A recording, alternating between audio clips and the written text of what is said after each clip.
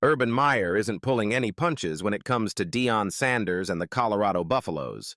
Just when it seemed like prime time was getting Colorado back into college football relevance, a harsh dose of reality just got delivered.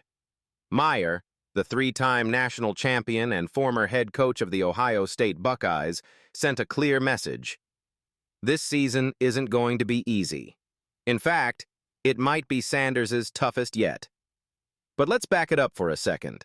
The Colorado Buffaloes finished the 2024 season with a 9-4 record.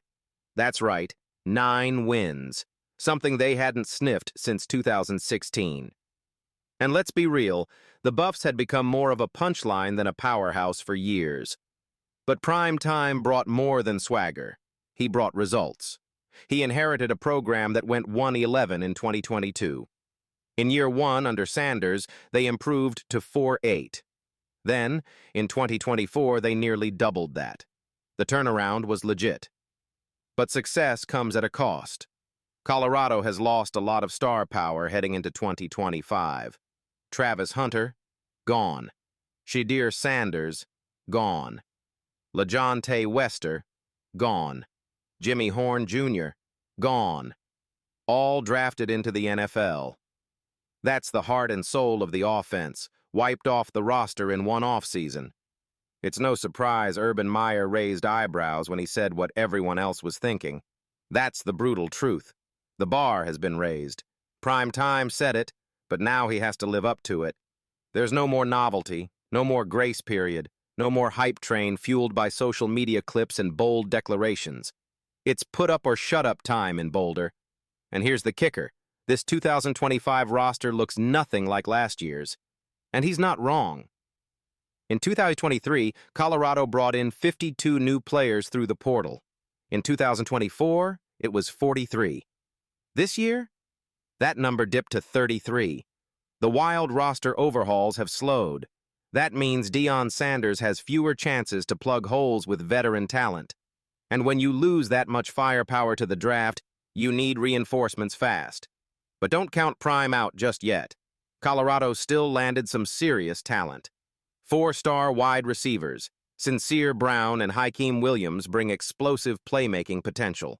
And quarterback Kaidon Salter, a strong-armed, mobile 3-star recruit, could emerge as the next big thing if he develops quickly. Let's talk expectations. CBS Sports' Shehan Jayaraja laid out the projections. Best case? 8-4. Worst case? 5-7. That's a massive swing.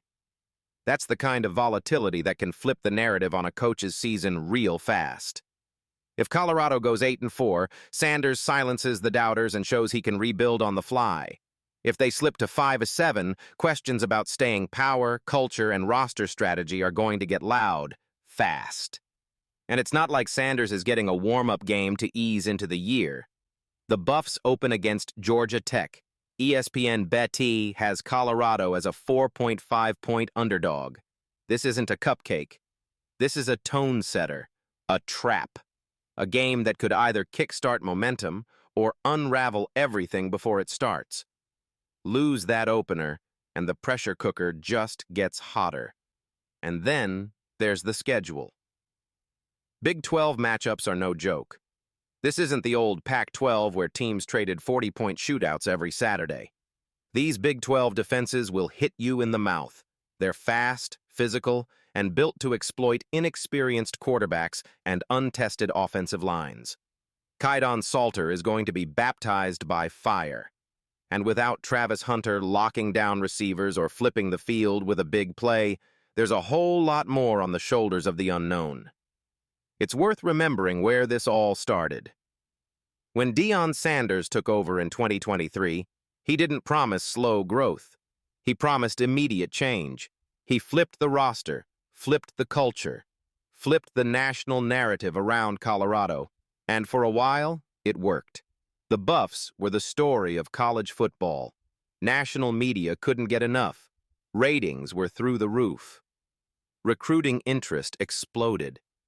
But with that spotlight comes scrutiny, and with that expectation comes pressure. Or does the hype fade once the stars are gone? That's the harsh reality. That's the challenge, and that's the opportunity. But if it falls apart, the skeptics get louder, the bandwagon gets lighter, and the job gets harder. Either way, Colorado's 2025 season is going to be must-watch TV. And we'll be watching. So what do you think? Can Deion do it again? Or is Colorado due for a step back? Let us know in the comments. Smash that like button if you're rooting for Prime and the Buffs this season. Make sure to subscribe for more raw, unfiltered sports breakdowns just like this. Hit that bell so you never miss a drop. And share this video with your fellow college football fans. It's going to be a wild season in Boulder.